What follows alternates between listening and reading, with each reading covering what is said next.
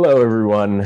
My name is Noah Nellis, and the title of my accounting ethics project/presentation is Personal Paycheck Protection Loans, the Savior of Small Business or an Ethical Failure.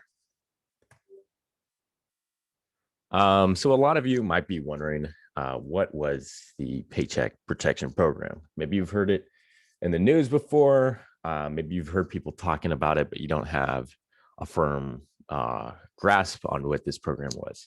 So basically, the program was introduced in the CARES Act in 2020 during the pandemic, or during the beginning of the pandemic. Its original intention, like the name states, was to protect the paychecks of small businesses, meaning its intention was for small businesses to still be able to pay their employees. Over $800 billion was made available for this program for the specific reason to help keep small businesses afloat in regards to paying their employees during the pandemic. Now, of course, a lot of people were very concerned about the economy during this time. And I think that the CARES Act and the economic relief packages in it were intended definitely to help out the average American in the fastest way possible. That's also one of the reasons why these loans had the ability to be forgiven as long as the businesses proved, or as long as they basically claimed that they had spent it on business expenses.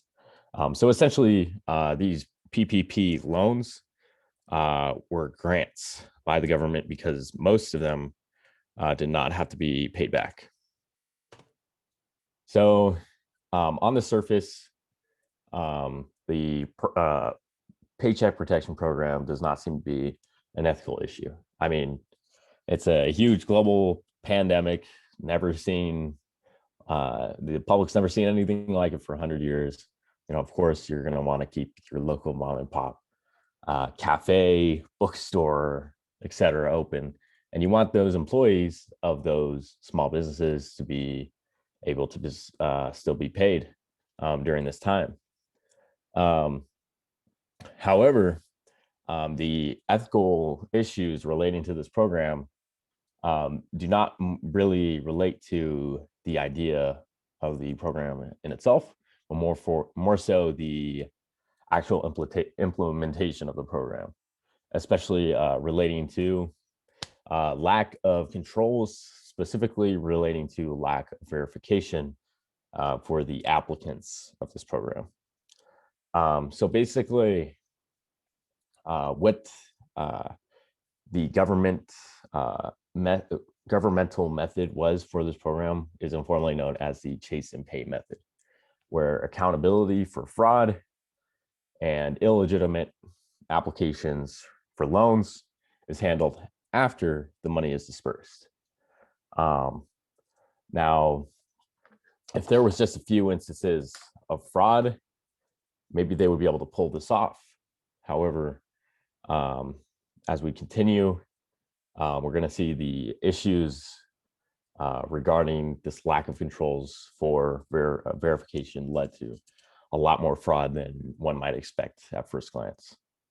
So first, I'd like to go into some real life examples of Paycheck Protection Program fraud, one including a resident of our very own Irvine, California, Mustafa Kadiri, who used $5 million in Paycheck Protection Program loans to buy a Ferrari, Bentley, and a Lamborghini. Now, it's obvious that money did not go to funding small business wages. And not only that, however, Kadiri claimed to operate 4 companies that were not in operation. He claimed that he operated 4 separate companies. I believe one was insurance, that were all based in Newport Beach. And of course, he used that taxpayer money to buy a Ferrari and other foreign cars. The good news is Kadiri is awaiting federal trial and is in the custody of the government. Some more interesting cases that I found while researching this topic in California as well. A couple by the name of Richard Avazian and Marietta Terabellion were convicted for more than $20 million in personal paycheck protection loan fraud, in which they used taxpayer money to buy a mansion, new jewelry, and I believe it also mentioned a Harley Davidson.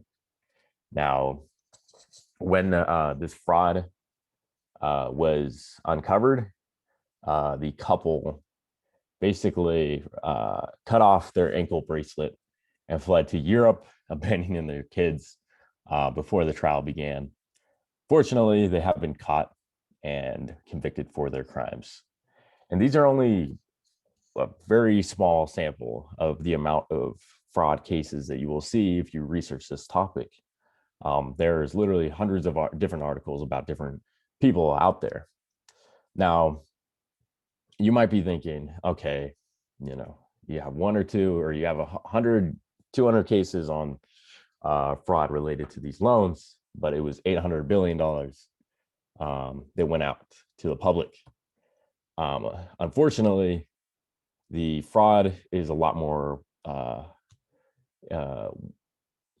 extended than you might think when you first hear about it.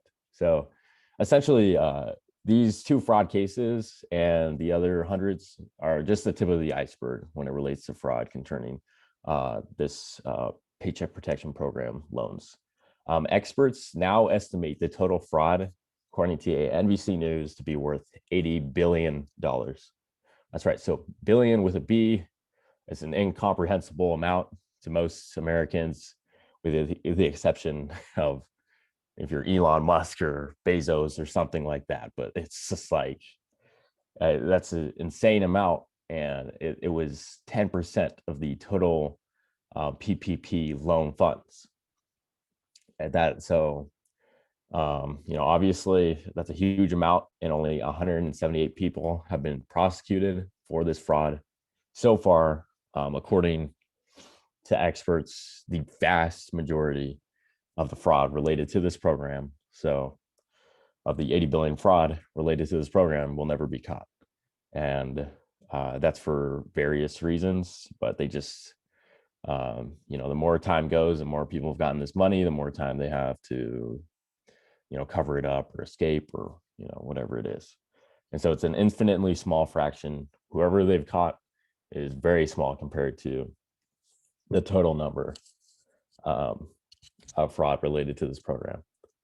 But it might not even be full-on fraud that leads to an ethical issue with this program. Of course, it was well-intentioned. However, a new federal report found that, and this was of course, loans that were not fraudulent or illegitimate. It found that 75% of these PPP loans given out to small businesses did not reach employees, the intended target.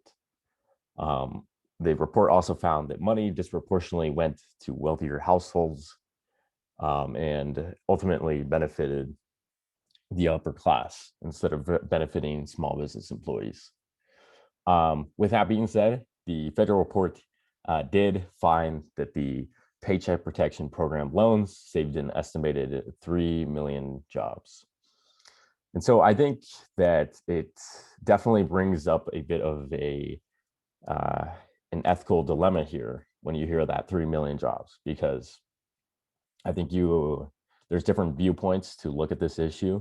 You could look at it through the utilitarian viewpoint, what's better for the common, or for the most amount of people.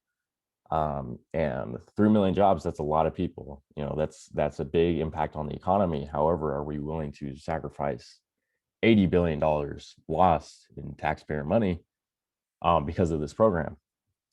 And I think that brings me into why I chose this topic of Paycheck Protection Program loan fraud and what I learned.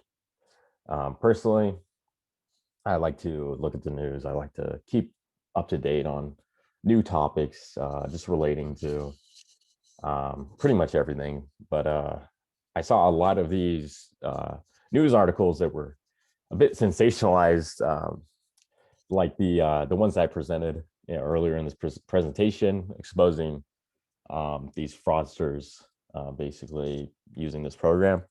And I remember also hearing a lot about the unemployment fraud that had happened. And so I was just like, this seems like a massive ethical issue. I did not realize how far reaching this issue was until further researching it. There's some claims that, you have certain people, experts deemed by NBC News, who estimate that this is the biggest governmental fraud in history. So obviously it's hard to estimate a fraud of this size, but it was a huge impact. And it's a bit unfortunate that the general public kind of doesn't realize how far reaching it really was. But what I will say, and what I did learn, or what I kind of got from this, is that a country, of this size, of this type, well-developed country with, $30 trillion of debt, they should really input more controls, such as verification. I think we need to, the government needs to make sure that people, the money and the programs that they create are going to the people that they intended it for. So in conclusion, I think the overall lack of controls and oversight for these paycheck protection loans led to massive fraud on a scale seldom seen. And of course, it came under the urgency of the pandemic, and the threat of a recession was valid. However, there definitely should have been a better plan to verify who this money went to. It was a massive amount of money, and there should have been, verification, either coming from an internal source, such as the government. They could have hired auditors to check these people who are more so trained in this area. I believe one of the suggestions in the article was that the government in the CARES Act, they could have included that banks worked with the government to verify the legitimacy of these loan applicants. There could have been a lot of different ways to prevent this fraud. And I think something that really stuck with me is that is the quote of an unnamed government official who was a part of this program and was basically responding to criticism from this NBC article. He said that the notion that you have to sacrifice certainty for speed is categorically false. So you even have according to the article, a very high-ranking government official, acknowledging the mistake on the government's part. Of course, it was an urgent situation. The government had to be quick to save these 3 million jobs. However, I don't necessarily think that there had to be such a massive, one of the biggest frauds in scale in history from the government in American history. So I think they definitely could have had more controls from the ways I mentioned for verification, whether independently or through the government. But I think that it definitely, what I'll wrap it up with is, I think that in the future, we need to make sure we elect representatives who take accountability for this type of thing. Of course, it's not the most interesting subject for a lot of people, unless you read these articles where people are buying Ferraris and Lamborghinis. However, it made a massive impact on governmental funding and ultimately the taxpayer.